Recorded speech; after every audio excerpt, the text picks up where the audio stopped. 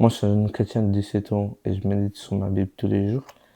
Et aujourd'hui, je vais vous dire ce que j'ai reçu pendant que j'étais en train de méditer sur ma Bible. Que ce soit le Saint-Esprit qui parle et non pas moi qui parle. Ce que j'ai reçu, c'est vraiment quelque chose de très important. Surtout si je veux devenir riche avec Dieu. La part des gens tombent dans l'illusion du fait qu'en fait, quand je travaille, je dois être récompensé après. Et c'est la piège. C'est la piège ultime, les gars. C'est la piège que la plupart des gens tombent dedans. La plupart des gens se lèvent le matin pour aller travailler, pour gagner de l'argent.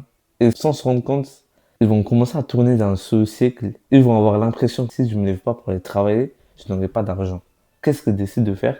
Chaque matin, ils se disent, je vais aller travailler. Mais pas pour aller travailler, parce que je vais aller travailler pour m'amuser dans ce que je suis en train de faire ou pour servir Dieu, pour le faire pour Dieu, non pas pour ça, mais pour gagner la récompense qu'il y a derrière, pour gagner l'argent qu'il y a derrière. Ils sont même pas satisfaits par ce qu'ils sont en train de faire, ils cherchent l'argent. Et c'est ça le problème.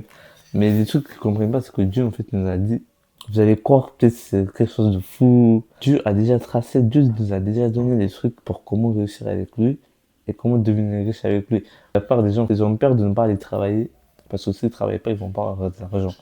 Mais sauf qu'en fait, ce qu'ils ne comprennent pas, moi aussi, j'ai failli tomber dans ce piège, les gars. Quand j'ai commencé à être payé par YouTube, par la grâce de Dieu, je suis payé. Je me levais tôt le matin et je me forçais à travailler pour que je gagne de l'argent.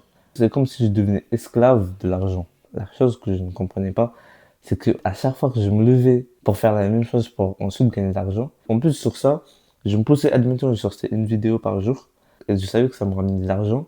Je dis, vas-y, je vais en sortir deux, comme ça je gagne plus d'argent. Mais le truc que je comprenais pas, c'est le truc que je ne comprenais pas, c'est que à chaque fois que je faisais ça, c'est que mon cerveau arrête de réfléchir.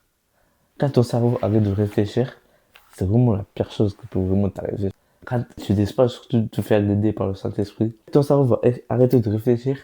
Et sauf que quand tu arrêtes de réfléchir, tu arrêtes de chercher des moyens sur comment tu peux grandir dans ce que tu es en train de faire.